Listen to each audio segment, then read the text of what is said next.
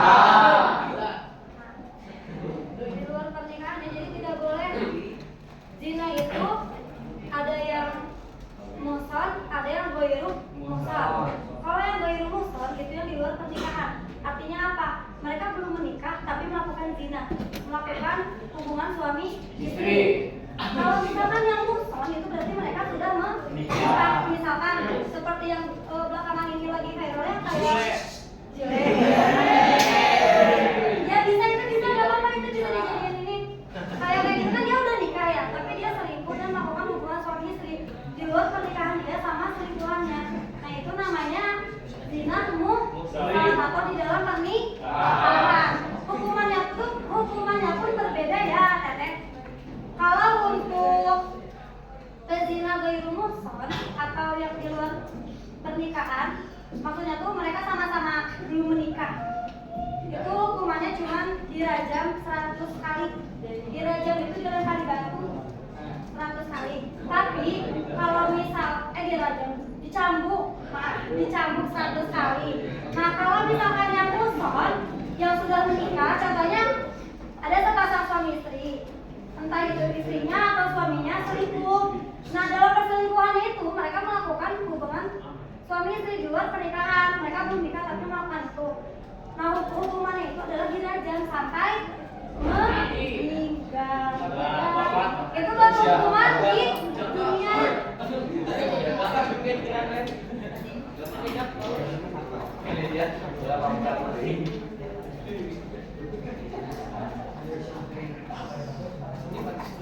Nah, di sini dijelaskan ya, zina adalah perbuatan yang sangat keji dan sangat buruk. Di antara keburukannya, ia merupakan pelanggaran terhadap kehormatan yang mengakibatkan tercampur dan terputusnya nasab serta mengakibatkan kekacauan di masyarakat.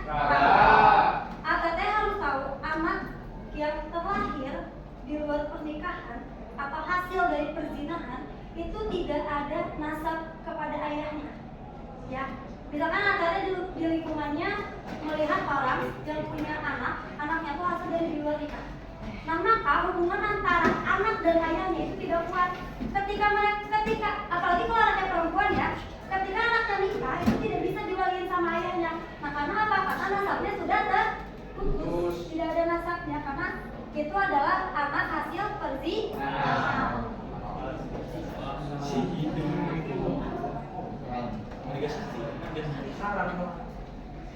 Haram. Mendekati zinanya itu sudah haram. Nah, di sini ada dampak berzina. Salah satunya itu yang pertama ada keimanan di dalam dirinya dipertaruhkan, yang dimana orang tersebut sudah melanggar perintah Allah, sudah berzina. Mendekatinya saja kan di dalam Quran itu dilarang ya, apalagi sampai melakukan berzina. Kenapa sih Allah tuh melarang sampai mendekatinya saja tidak boleh? Karena kalau misalkan Anda sudah berani mendekati ke zina, itu tidak menutup kemungkinan Anda akan terjerumus ke dalam perzinahan. Makanya jangan sekali-kali mencoba untuk mendekati perzinahan. Coba tanya, salah satu contoh mendekati perzinahan yang Anda tahu apa? Mendekatinya ya, bukan perzinahan, mendekati perzinahan.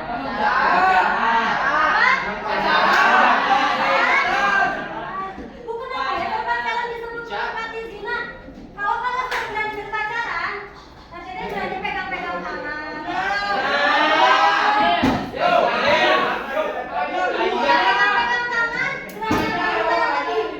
Bahkan bisa sampai minta ciuman. Jangan ingat lagi. Bisa menjerumuskan teteh ke dalam perzinahan. Nanti kalau udah zina ada dampaknya lebih banyak lagi ya. Dari kesehatan, terus sosial di masyarakat. Apalagi buat perempuan nih. Kalau sampai kalian berzina, Anda di luar nikah, kalian tahu nggak? Sama orang tua dimarahin nggak?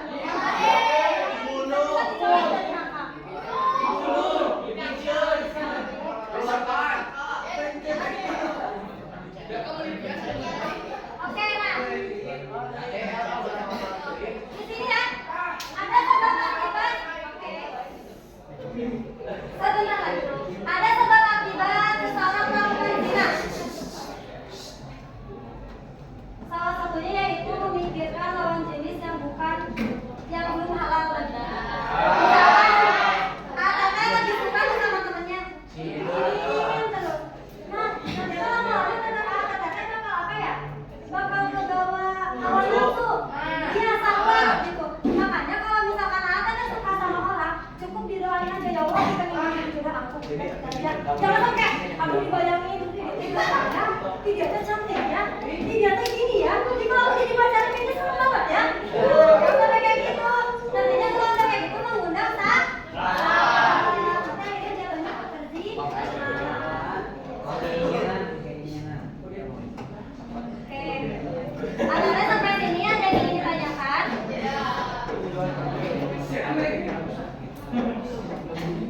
Nah, terakhir ya, di sini ada pesan moral.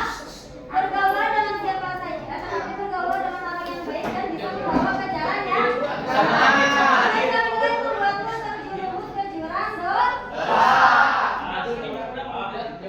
Ini ditanyakan nggak? Oke, terakhir, Atana bawa handphone semuanya? Ya udah, yang bawa handphone boleh dikeluarin handphonenya. Kerjain tulis ya. Harus jelas penting kan? Hormat ke temannya. Atau kalau yang bisa aja deh, stop. Ini ada linknya di sini. Kalian klik aja di Google. Nanti kerjain tulisnya cuma ada 10 soal.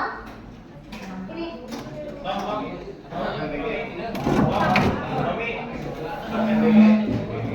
Bentar lagi ya, lapor ya. Udah lewat, Bu. Bentar lagi. Habis kuis beneran udah. Itu tuh ada linknya. Ini lapar.